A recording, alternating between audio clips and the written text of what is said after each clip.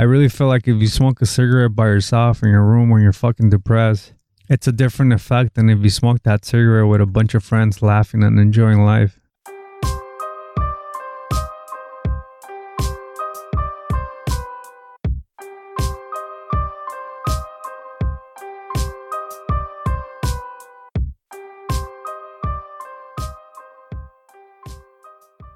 Welcome to the Alpha Social Club. I'm your host, Esteban.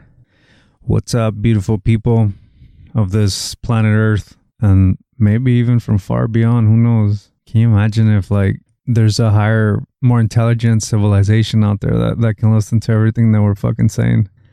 That would be nuts. Hope everybody's having a good week. It's this month's flying. The rent's due already. No, not really. What is it? The 8th? Man. It's going by really quick. I'm still signing 18 or writing 18 on the checks and stuff that I write. It usually takes about, I don't know, a couple of months, honestly, to get used to that. I really don't write a lot, though, to be honest. I think I'm a terrible writer. You know, in the hood, they didn't really teach us much about grammar, or maybe I didn't pay attention, but I've always wanted to have like a blog or some shit like that, but just to write and have to have somebody proofread it. I was like, you know what? I'll just start a podcast. It seems easier. I know I use this, words past tense or the way I'm not supposed to sometimes, but it all adds to the whole charm, I guess. What's up, everybody? How's everybody doing? It's kind of chilly out here in LA. We had some rain a couple of days ago, which is kind of crazy because people don't know how to drive in the rain. And our rain out here in LA, it's not really like the rest of the country. Or maybe, I don't know.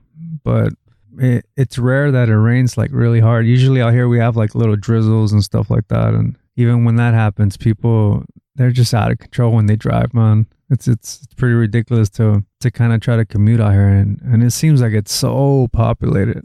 LA is getting I think, you know what, maybe with the whole social media thing, since like the boom of the social media with like Instagram, Facebook, or whatever, Snapchat, I feel like a lot of people are moving to LA. I mean, we have Tinder out here, the headquarters of Tinder. I think they're in Santa Monica, but it seems like with the internet, that explosion that we've had within the last years, I feel like a lot of people are coming to LA to do things, you know.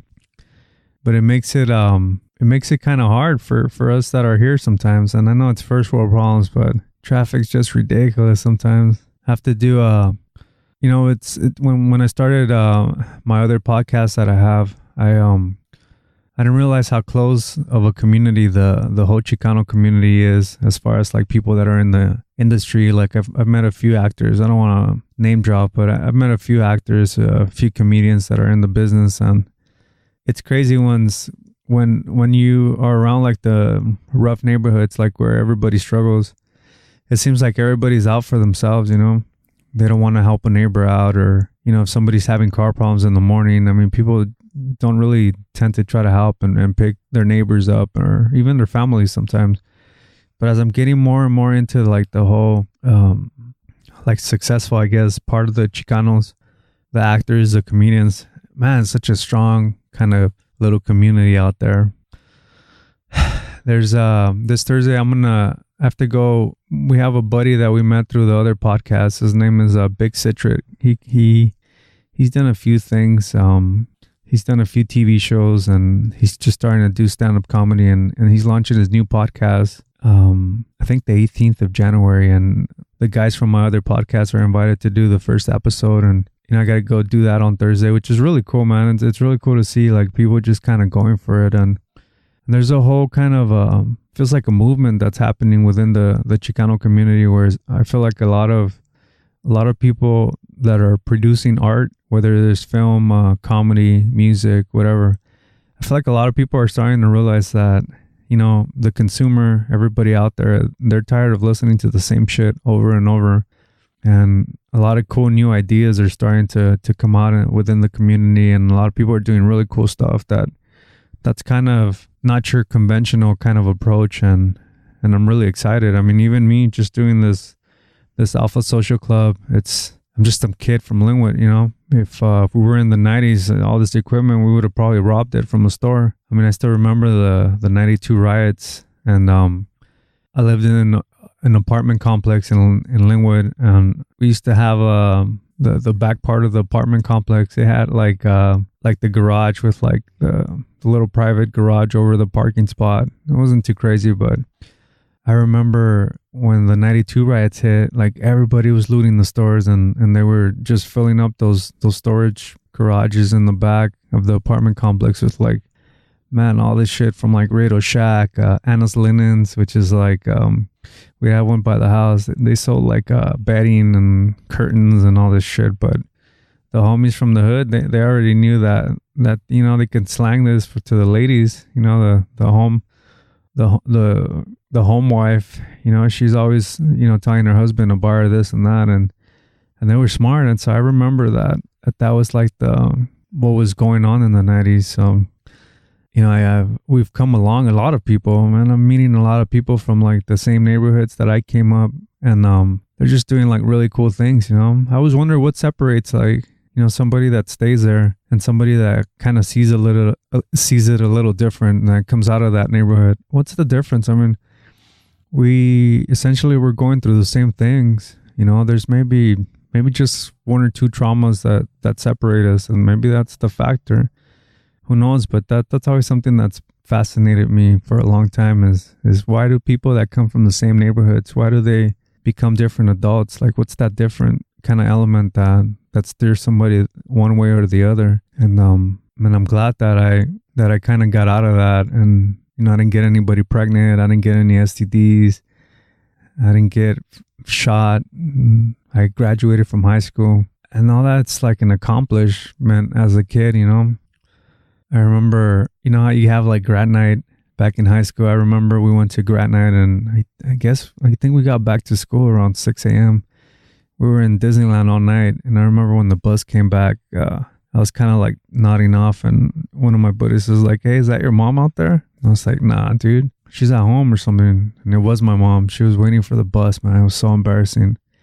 Because, you know, at that point, you talk to some girl from school and you kind of hit it off and you're trying to get your little rapport going with her and stuff like that. And then your mom's waiting for you when the bus comes by. I was like, fuck, what is she doing here? And somehow the school fucked up somehow. I can't even remember what happened, but they called her saying that I wasn't going to graduate. And fuck, dude, she didn't miss a beat. Thinking about it in retrospect, I wonder how she knew that we were pulling up that early. You know, maybe I guess they probably announced to the parents the time we were going to come back. And she was pissed because the school had called her that I wasn't graduating, and she came and told me what the fuck. But luckily it was some kind of glitch. They had fucked up, but my mom was ready to beat the shit out of me in front of everybody. But you know what? I wouldn't take that. I wouldn't take that childhood back, or wouldn't want something else from what I was destined to kind of go through. It's important for us to suffer a little bit, you know. We have New Year's resolutions. The year comes by and New Year comes by, and, you know, we tell ourselves that we want to do this, we want to do that, but it's okay to suffer a little bit, you know. And it's only suffering if we label it suffering, but it's all right if shit doesn't work out all the time. I mean, it's not even a failure. It's just showing you what's not the right way, and you gotta kind of strategize and take it a different route, you know. There's always a solution. Like, even if we have something that's kind of wrong with our bodies always produce something to counteract that, and we're capable of always, you know, taking care of ourselves. I mean, they say that the body rejuvenates itself, and I don't know if it's every 7 years. Maybe I'm just talking out of my ass, but about the years that it does, that phenomenon happens. But I know that, you know, our bodies and our cells, and they're constantly rejuvenating itself and constantly kind of clearing shit out. The other day I was kind of had a little cheat meal, and I was thinking like, dude, in my lifetime, how much fucking crap have I put into my body? If I was to add everything up, I kind of sometimes when I have those thoughts, I kind of have a mental image of what that mountain of shit would look like. Not shit like literally shit like the food, that bomb food that we all like. And I was just thinking like, fuck, dude, imagine how many calories and how much shit I put in my body, and somehow it's still here. You know, that must tell me like, dude, your body rejuvenates. All you have to do is kind of change a little bit how you eat and keep it hydrated, and you're good to go. But something that we don't really take into consideration is the mental health that we find ourselves sometimes.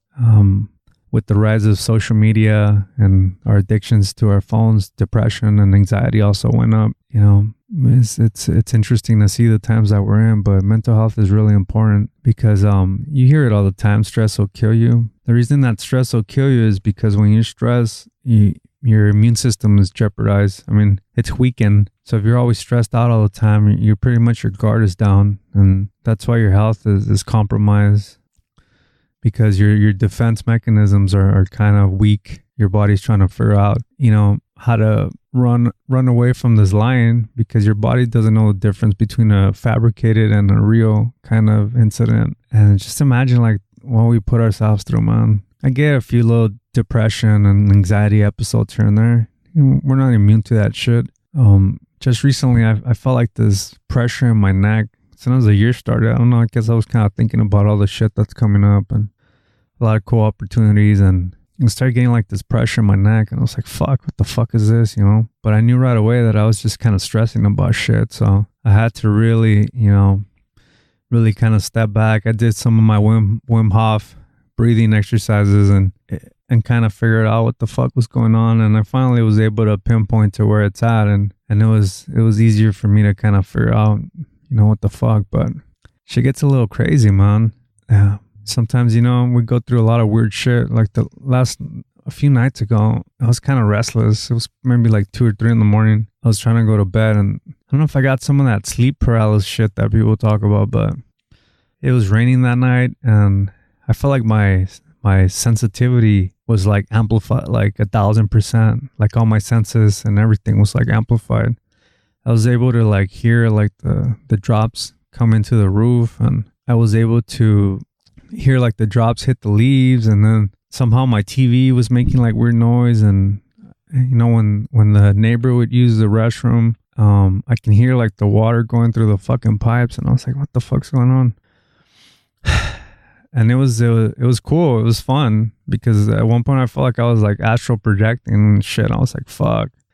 But I had my girlfriend, she was sleeping next to me, and I think I didn't want to like trip her out, you know? So I was like, fuck, be cool, you know? Like, I didn't want her to like wake up and somehow I'm in like a weird ass fucking yoga position or some shit. But it didn't really trip me out. It was just cool to like kind of know that there's some energy that I don't fucking understand, you know? But yeah, mental health is a big one, man. People are, I read this statistic the other day, and they were saying how young girls like age like 10 to like 13, I think. I might be wrong, but the point is that young girls were like starting to cut themselves like a little earlier than other generations, than the millennials. And so depression among girls, especially that are younger, preteen, junior high, depression is going up in like dramatic fucking numbers that I was kind of blown away. And it sucks, man. It sucks because the researchers were suggesting that the reason that boys don't really get that kind of trauma is because, or feel like that high of depression and anxiety, it's because, like, you know, there's a lot of bullying in that part of our lives. And for men, we're not going to really like deal with a lot of bullying like that, with shit talking. I mean, if we're going to get bullied, we're going to get our asses beat, fucking knocked the fuck out to the ground, you know? So, you know, for a female, you're not going to put your hands on her. So you're more easily going to you're going to torment her like vocally and verbally. And so she's going to get bullied at school, and then she's going to get shit talked in the internet. And so they start getting more depressed than they did before at that age. And fucking junior high was tough, man. I remember junior high was really tough because that's when, like, you know, a lot of stuff starts happening. You know, we used to have year-round school in my elementary, so we had different tracks. I think it was like 3 months in, 2 months on vacation, 3 months in, 2 months on vacation. And so sometimes I wouldn't see like people from certain tracks. Like, we were kind of separated a little bit. And so when we finally went to high school, like, everybody was just together, and all the tracks from like elementaries were together, and everybody was just there. And it was fucking chaos, man. Because this was the 90s. This one when, if you guys remember those starter jackets and remember all that shit, the 90s gear, like the champion jerseys, starter jackets. You know, they had those satin jackets with like the 49ers, the Raiders, Cowboys. Dude, they used to jack those jackets in the hood, man. You'd get robbed. I remember even like the principal and the staff from school send out a bulletin with Jordans because people were stealing your Jordans, and then they would send a bulletin home like telling their parents not to buy their kids Jordans, you know. And starter jackets became part of that ban too, so they were telling our parents not to buy the starter jackets, and it was nuts, man. So you had to like watch your back. Now you know, in elementary it was chill, you know, nobody really bullied anybody. Like I never got bullied, but now in junior high it's like now you have to deal with the whole 7th and 8th graders. 8th graders try to be bullies, and you know, there was a day called Scrub Day, I remember. And I remember when junior high started, everybody said, "Oh shit, Friday's Scrub Day, or Friday's Scrub Day." I was like, "What the fuck is Scrub Day?" And then I come to find out it was when the 8th graders would bully the 7th graders, but like they said they would put your face in the toilet and flush it, and it's just a lot of shit, man. A lot of gang violence too, man. In my junior high, people were getting shot, they were getting killed, girls were getting pregnant. I mean, it's just chaos. Thank God for like Pro Jam and fucking Soundgarden. I was gonna say Audioslave, but Soundgarden, Pro Jam, Alice in Chains, Nirvana. Like I was that kid that wore Doc Martens with flannel shirts and starting to get long hair and stuff. So thank God for those bands, dude, because fuck, it would have fucking sucked. And it's crazy to think, man. So I was thinking the other day how much shit I've eaten, and then sitting right here talking to you right now, I'm just thinking of all the shit that I've been through just to be right here sitting talking to you guys. Whatever it is that you're doing at this moment when you're listening to this, your whole life was set up for this moment. You know, everything you've done is to live this moment that you're living in right now. Imagine how many right turns you took where maybe you should have taken a left, and how many left turns you took when maybe you should have taken a right. Imagine how many times you should have stayed with that girl, or you should have stayed with that guy, and you were a fucking idiot and you cheated on that person. And just imagine all those little obstacles that you know, life throws at us that we don't even realize, man. Like imagine, like, you know, there's has to be times where we're probably walking in the street and somebody sees us and we're like their victim. They're probably gonna rob us and kill us and shit. And you gotta think that at least we've been through that at least once in our life that we don't know about, right? I mean, how strange is that? You know, but what happened? We're still here, so that person must have dealt with something that they didn't expect that kind of fucking threw them off. And then we went into McDonald's or whatever and they didn't know where we were at. I mean, there has to be moments like that in life, right? Or we're walking somewhere and somebody's destined to bump into us that will have good chemistry right off the bat, and somehow they get distracted and she never bumps into you, and you never experience what it's like to be with that person. I mean, I feel like life is full of those moments where we just don't know. Like we have to, people say follow your gut instinct, and we just gotta try to figure out if that's really the right direction for us. But if you believe that, you know, we don't have control over it, everything's already destined, then you really don't think about that stuff. You just kind of go with it, you know, and everything happens for a reason, and everything works out the way it works out for a reason. But it's a good time to be alive, man. There's so much good content out there that, you know, people talk shit about YouTube and Instagram and all this shit, but there's a lot of good content out there that people are putting out that's inspiring a lot of people. The big one for people, their main motivation is money, man. Like I hear people have a really good fucking message all the time. They know what they're talking about. But if you don't fucking floss, you know, the damn Blitzerian fucking lifestyle, then people think that you're full of shit. They attribute money with, like, you know, being where everybody wants to be. And if you have a good message, but you're fucking broke, but you're happy all the time, people don't really take you serious. You have to kind of, you know, put yourself out there in a way where people want to be you, but they don't realize that if that person's happy, like that's what you want to be. You know, you want to be happy, but we won't listen to that person because they don't have that Lambo, or they're not with that hot girl, or they don't have that fat mansion. They're recording the message on YouTube in their humble looking living room and not some fat ass mansion the way Ty Lopez doesn't. No shit talking to Ty Lopez, but you get what I'm saying? Like money always kind of validates everything. And I think sometimes the most happiest are the people that don't have money, that's not their priority. I listened to another podcast. It's called Tangentially Speaking with Dr. Chris Ryan. He's an author of Sex at Dawn, and he's got a book coming out soon that's called Civilized to Death. I bought a shirt from him. I really like his podcast, man. He's one of those guys that, you know, his priorities aren't really like to be a millionaire. He travels around in like an old Sprinter that I think he calls the van Scarlett Johansson. And so him and his wife, I think that's his wife, they just kind of travel the world.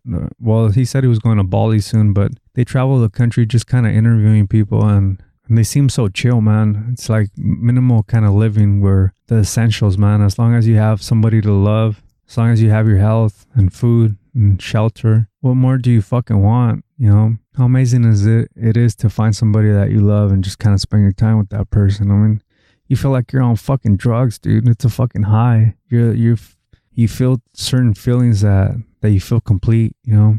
How awesome is that? But we have a lot of people that are lonely out there, you know. We have a lot of people that feel like they can't find somebody. But I always see people on the streets, or I always see people, you know, in places where you would think that nobody would ever try to date that person because, you know, we're a really materialistic society. And visually, if the person's not attractive, I mean, we kind of see them a little different. But sometimes we see people and we think, man, nobody's going to go out with that person. And they have somebody. It makes me realize that there's always somebody for everybody. It's just sometimes I feel like our standards are a little higher than we should have them, you know. We try to go for that woman. Well, as guys, you know, we try to go for that woman that's super hot, but she likes a different kind of guy than the guy that you are. And she breaks our heart, and it's the end of the world. We're fucking depressed and life fucking sucks. And we start eating like shit. We get fat just because that person didn't want us. But there's always somebody that's more suitable for us that doesn't meet like that, what people consider hot, you know. There's somebody with really nice, you know, beautiful, sweet feelings that you just don't pay attention to because your standards are like way up there. Like, dude, you work at you make little money, you don't even have a car, like, you never want to go out. Like, what is it that you really have to offer? And you want somebody that's flashy, that dresses nice, that has a really nice body because they go to the gym all the time. I mean, sometimes you got to be realistic, man. We can't really force situations, especially with people. You know, people get tired of that shit. And if you put all your happiness in that basket and that person leaves you, then you're fucked. You know, sometimes you end up going fucking 20 steps back and you just can't get back together. And it's just one fucking downhill after another. And eventually it's like, fuck, you're fucking depressed. You're at that point where there's no looking back, you know? Fuck, people get to that point. I see sometimes my girl, she likes that show, 600 Pound Life. Sometimes I watch that show and I never laugh at these people because I don't think that's a laughing matter. I had an uncle that died. He was about 550 pounds. But sometimes, you know, you get to that point where, fuck, dude, people don't turn back. You know, it's just, that's it. They die. My uncle died 550 pounds. And, you know, we used to call him in Spanish, we used to say tío gordo. It wasn't like anything malicious because gordo it translates to fat. So we would basically call him Uncle Fat or Uncle Fatty. And, you know, he thought it was like we did it out of the kindness of our hearts. I don't know. Maybe I wasn't in his head, but we didn't do it to be malicious, and we were just kids and everybody did it. You know, it was like a cute nickname that his family had for him. But when he passed away years later, I was like, dude, I literally kind of listened to that Tío Gordo, and I was like, dude, we used to say Uncle Fat. Like, fuck, dude, that's fucked up. Nobody ever really like intervened because, you know, people's weight is one of those things that's a really sensitive topic. A lot of people just kind of let it go. They have friends that are overweight, and with everything that's being pushed about body positivity and all this shit that's being put out there, they're essentially promoting obesity, which if you talk to any credible doctor, scientist, or whoever the fuck you want to talk to, they'll tell you that just compromises your health. The fucked up part about it is that it takes so long to like go to the gym and kind of take control of your health.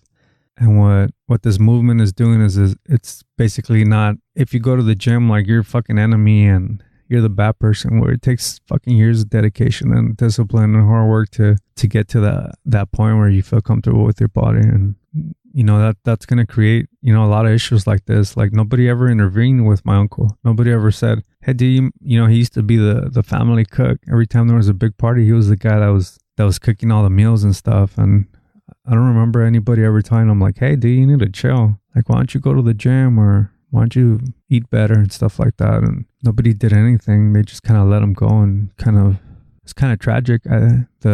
He died in his sleep. I mean, at least he had a peaceful death, right?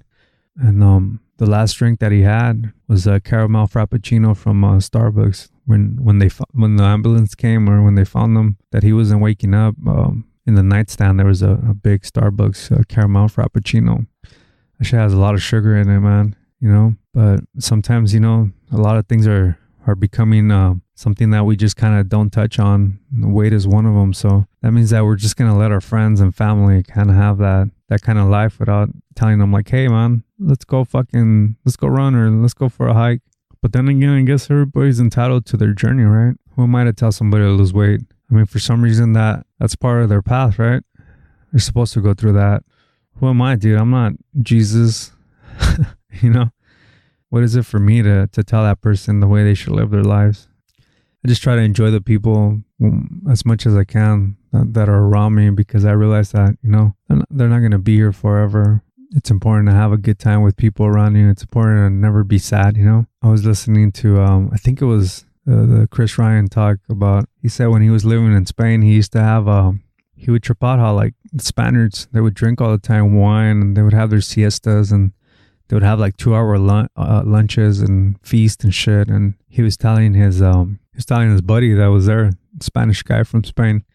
He was like, hey man, you guys drink a lot, huh? And then he was like, well, in Spain we have alcoholics, but we don't have drunks. I thought about it, and there is a difference, man, when you really think about it. And you know, Spain has become, or is gonna become, the country where they have people that live the longest. They're supposedly gonna pass Japan. And I think they grade it by like, I don't know what it is, exercise, I think, and eating and smoking. And the crazy part is that Spain failed the drinking and smoking, but they still were able to take that throne. So that tells you that it's the content to what you do things. If you smoke, I really feel like if you smoke a cigarette by yourself in your room when you're fucking depressed, it's a different effect than if you smoke that cigarette with a bunch of friends laughing and enjoying life. I mean, just think about it. You're doing the same thing. Cigarettes are a public enemy number one, you know, to some people. But I really feel like if you smoke that cigarette by yourself in your fucking room depressed, it's going to harm you more than if you smoke that cigarette in a bar with friends, or with somebody that is giving you those butterflies in your stomach. With the different context, I really feel like it's a different effect. And that's basically what he was saying, is like, when you go out, dude, when you go out to a restaurant, next time you're in a restaurant and you see a couple, I mean, there's a high chance that they're on their fucking phones, dude. They're not even fucking talking to each other. And if they're not on their phones, there's a high chance that they're fucking not even talking. They're just upset. They look like, you know, they hate each other. And that, dude, I see that shit all the time, dude. Every time, most of the times when I go out to eat or drinks with my girl, I see at least 1 or 2 couples like that. They look fucking miserable. And you know, I leave my phone in the car. I never take my phone at dinner. I always like to spend time with my girlfriend, have conversations with her, and she does the same. So we don't have to worry about any distractions, you know, and it works out. But not everybody's like that, and not everybody should be like that. And that's just what works for us. But in Spain, when people are eating, they're having a conversation, they're drinking, they're fucking laughing, they're enjoying life. So I really feel like that also. If you're eating a meal with somebody that you fucking hate, or if you're eating a meal by yourself, and let's say it's something that's considered a shitty meal, it has a different effect if you're eating that meal with somebody that you enjoy and you're enjoying the moment. I really feel, I mean, that's just my belief. Like I said, I'm just somebody with an opinion that's recording the opinion. So I'm no fucking scientist. I'm not a doctor, but the little that I understand about psychology and the way the mind works is, I can guarantee you that shitty food is going to affect you different. I'm not saying that it's not going to make you fat, but as far as that be contributing to like something that's going to kill you because of, you know, your food choices, I feel like if you really enjoy it, it's going to cause less effect than if you eat it depressed or sad. Think about that, man. I mean, it makes sense to me. If you're eating a fucking pizza and some fucking breadsticks and drinking a soda, and if you're doing it by yourself, fucking watching Netflix on a Saturday night wondering what the fuck, everybody's having a good time, people are getting laid. If you're doing that, and then if you're eating the same fucking food with somebody that you love or just with friends, enjoying, laughing, bullshitting, I'm not saying it's not gonna get you fat, you know, if you do it all the time, but it definitely, I feel like it has a negative, less of a negative effect because of the state of mind that you were in when you were doing that. You know, sometimes I hear people say eating food and saying, oh my God, I shouldn't eat this. Dude, shut the fuck up. Eat it. If you're still complaining that you shouldn't eat it while you're eating it, I mean, as soon as you paid for it and you ordered it, you should already, you know, acknowledge that this is a cheat meal and just fucking enjoy it. Why are you eating that food and then you're saying, fuck, I shouldn't eat this. This is going to get me fat. Oh my God, I'm such a bad person. With that fucking attitude, yeah, it's going to get you fat and it's going to fucking lead to negative things. But if you just enjoy it, I honestly believe that that's the key to everything. There's a man from Austin that I saw a documentary from him a few years back, and it was just kind of cool because he's an older man, and this guy lived to be, he just died, man. He just died not too long ago. But his name is Richard Overton. Dude, he died at 112 years old. He used to smoke, I don't know, man, 6, 7, 8. Fuck, he used to smoke a lot of cigarettes. Right here, I'm reading an article on him. He says he's good for about 12 cigars a day. He drank whiskey. He smoked 12 cigars a day. He ate fucking whatever the fuck he wanted, but he was always happy. That guy was always enjoying life. He still was driving this truck at 109, 110 years old. His old Ford truck out in Austin. And he gets up early. He says he wakes up at 3 a.m.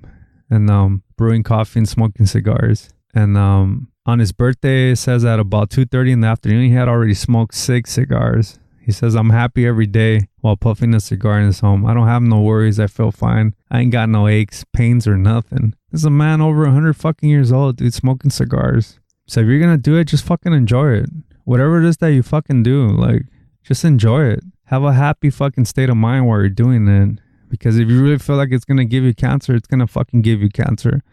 Not everybody that smokes gets cancer. But if you have a negative thought while you're smoking, I definitely feel like it leads to you getting cancer. If you're going to smoke cigarettes, don't think that it's going to give you cancer. Just fucking enjoy it. Just live your life. Enjoy it. If you already made that choice to buy the cigarettes, then there's no need to think that it's going to kill you. And not everybody that smokes cigarettes gets cancer. So if everybody that smoked cigarettes got cancer, then yeah, I mean, fuck. But why is it that everybody that smokes doesn't get cancer? Maybe it's a state of mind. Maybe people that are smoking because they're stressed. You know, there's a difference between smoking, let's say a cigar. I like to smoke pipe tobacco.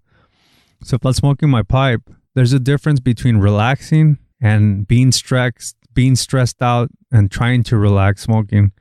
If you're already relaxed and you're smoking your pipe tobacco, it's just going to enhance your relaxed feeling. And if you are stressed and then you smoke pipe tobacco to relax, that's a different kind of state of mind that you're approaching that hobby. And I think that's the key to like the difference, you know. But then what do I know? But something to think about, you know. Enjoy your vices. If you're already doing them, I mean, shit, just enjoy it. If you quit, thank it, whatever it is, even if it's fucking hard drugs, say thank you for numbing the pain. But I got to move on. And move on. That's it. You just gotta thank it. It did what it did for you, regardless of if it was fucking terrible. I mean, if you do heroin, it's gonna fuck up your life, right? But there's moments where it kind of numbs everything and it's helping you, but then it gets out of control. So if you're gonna quit, thank it for what it did for you and move on. Leave that shit behind. There's no need to obsess over things. I mean, we're all gonna die of something. So might as well fucking enjoy it. Jim Morrison said, I don't know when I'm going to die, but I'm going to have my kicks before this whole shit house goes up in flames. Just fucking enjoy life, man. There's a lot of money to be made. There's a lot of fucking dope ass people to meet. There's a lot of places to see, things to do. Don't be a prisoner, man. I hope you guys are doing good. Quick reminder, visit the official website at theasepodcast.com. What's up with those reviews, man? You guys are lagging. Give me some love on iTunes. I'm going to let you go, you guys. I hope you guys are having a good day, good week. If it's nighttime, I hope you guys are having a good night. If it's daytime, I hope you guys are having a good day. If it's morning, good morning. Tomorrow's a new day. Peace.